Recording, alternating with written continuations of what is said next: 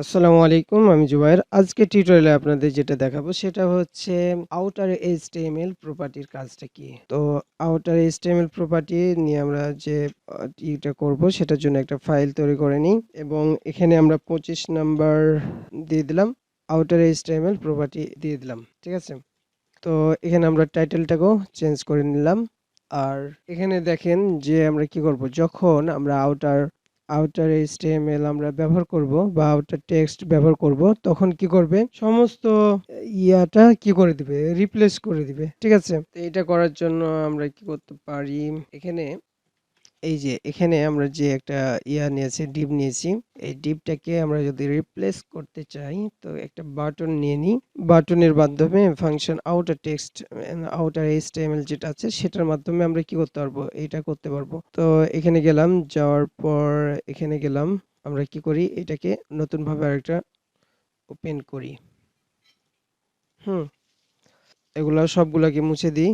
আর এটাকে আমরা কি করি, একটা document dot get element by ID, এটা তো লাগবেই। আউটার টেক্সট যেটা আছে, এখানে আমরা কি করি, এইটা ডকুমেন্ট ডট গেট এলিমেন্ট আইডিটাকে আমরা বাইরে নিয়ে নিই। এটাকে আমরা কোয়েরির মাধ্যমে সিলেক্ট করব। আমরা কোয়েরি সিলেক্টর দেখাইছি কিভাবে কোয়েরির মাধ্যমে সিলেক্ট করতে হয়। আমরা কোয়েরি সিলেক্টর এখানে যেহেতু ক্লাস আছে, তো এর আগে দিয়ে কি দিলাম, ডট দেওয়ার পর এই ক্লাসের নামটা আমরা এখানে দিয়ে দিলাম। তাহলে কি হয়ে যাচ্ছে, এটা চলে আসছে এলিমেন্ট আউটার, যেটা এটা দিয়ে দিলাম, তাহলে এটা চলে আসছে। এখন এই নামে আমাকে একটা ফাংশন তৈরি করতে হবে। ফাংশন তৈরি করার জন্য ফাংশন কিওয়ার্ড লিখতে হবে, লেখার পর ফাংশনের নাম, তাহলে এটা কি হয়েছে, এর উপর ক্লিক দিলে কি হয়ে যাবে, যে কাজগুলো হবে সেটা করতে হবে। তো এই যে এটার মধ্যে আমরা কি করতে পারি, একটা হচ্ছে স্ট্রিং, এই চিহ্নটা দিতে পারি। ট্যাবের উপরে যে বাটনটা আছে ওটার উপর ক্লিক দিলে এটা চলে আসবে। তারপরে আমরা কি করতে পারি, এই যে এই অংশটুকু আমরা দিয়ে দিতে পারি। দেখেন আমরা একটা ইনপুট ফিল্ড দিয়েছি, এখানে টাইপ আমরা কিছুই দিইনি, তারপরে ইনপুট ফিল্ডটা কি করবে, চলে আসবে। আমরা এখানে ক্লিক দেওয়ার সাথে সাথে এটা চলে আসবে। ঠিক আছে? এখানে এলিমেন্টটা নিলাম, এলিমেন্টটা নেওয়ার পর এখানে যদি আমরা কি করি, এখানে যদি আমরা ডট দেওয়ার পর আউটার এইচটিএমএল নিই, তারপরে এখানে ক্লিক দিলে পরে দেখেন একটা ইনপুট আমরা নিয়েছিলাম, এই ইনপুটটা এখানে চলে আসছে এবং এখানে 1 2 3 যেটা দিয়েছি ওটা চলে আসবে। তো এখানে দেখেন এটা ক্লিক দেওয়ার সাথে সাথে এটা চেঞ্জ হয়ে যাচ্ছে। এই যে চেঞ্জ নামে আমরা এখানে যা দিব, যেমন ধরেন যে এই লেখাটা দিলাম, এটাকে দেখেন ওইটা সম্পূর্ণ এলিমেন্টটা কি হয়ে যাচ্ছে, চেঞ্জ হয়ে যাচ্ছে।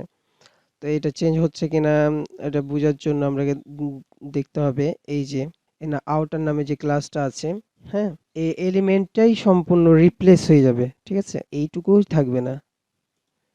এই যে দেখেন, এই যে যেটা ক্লাসটা পেয়েছে, এই যে আউটার নামে যে ক্লাসটা আছে, এখন দেখেন যে আউটার নামে কোনো ক্লাস নাই। এখন যদি আমি ক্লিক দিই, এখন কিন্তু এরর দেখাচ্ছে। তার মানে হচ্ছে আউটার এইচটিএমএল এ কোনো নোট পাইনি, একবার মাত্র পাবে। কেননা এই কোয়েরি করবে, কোয়েরি করার সময় দেখবে যে আউটার নামে কোনো এই ক্লাস নাই, তখন কি করবে, সে এরর দেখাবে। এখন প্রথমবার পেয়েছে, প্রথমবার কি করেছিল, প্রথমবার পাবে, প্রথমবার পাবে, এই যে এর মধ্যে দেখেন আউটার আছে। কিন্তু একবার চেঞ্জ করার পর রিপ্লেস হয়ে যাওয়ার কারণে আর কিন্তু আউটার পাবেন না এর মধ্যে। তখন কি করবে, আরেকবার দিতে গেলে এখানে এরর দেখাবে। তো আমরা কি করতে পারি, এই ক্লাসটা আছে না, এই ক্লাসটাকে আমরা আবার তৈরি করে নিতে পারি, এখানে দিয়ে দিতে পারি, নিচে ক্লাসটাকে দিয়ে দিতে পারি। মানে এরকম ভাবে আমি ক্লাসটাকে দিয়ে দিলাম। দেখেন চেঞ্জ করলাম, এখানে চেঞ্জ মানে রিপ্লেস করার সাথে সাথে এখানে দেখবেন যে এই যে রিপ্লেস হয়ে গেছে, এটুকু চলে আসছে। আসার পর দেখবেন যে আবার কিন্তু আমরা এখানের যে আউটার ক্লাসটা দিয়েছি ওটা কিন্তু এখানে পেয়ে গেছে। আমরা যদি আবার একটা ক্লিক দিই, এখানে আবার দেওয়ার কথা ছিল কিন্তু হচ্ছে না কেন, আমরা ক্লাসের মধ্যে দিব। ঠিক আছে? আমরা ফাংশনের মধ্যে এই লেখাটুকু লিখে দিব। এটা আমরা বাইরে দিয়েছিলাম, তো তাই এটা এরকম দেখাচ্ছে। বাইরেও তো কাজ করছে এখন। ও, এটা 2 জায়গাতে হয়ে গেছে। এই যে এখন কিন্তু কি হচ্ছে, এটা কিন্তু কল হচ্ছে না। ঠিক আছে? এটা ক্লিক করার সাথে সাথেই কিন্তু এটা এর মধ্যে শুধু যাবে, বাইরে কিন্তু আর পাচ্ছে না। তো তার জন্য আমরা এটাকে ভিতরে করে দিলাম। ঠিক আছে? তাহলে এখন কি হচ্ছে, যতবার ক্লিক দিব ততবার এখানে চলে আসবে।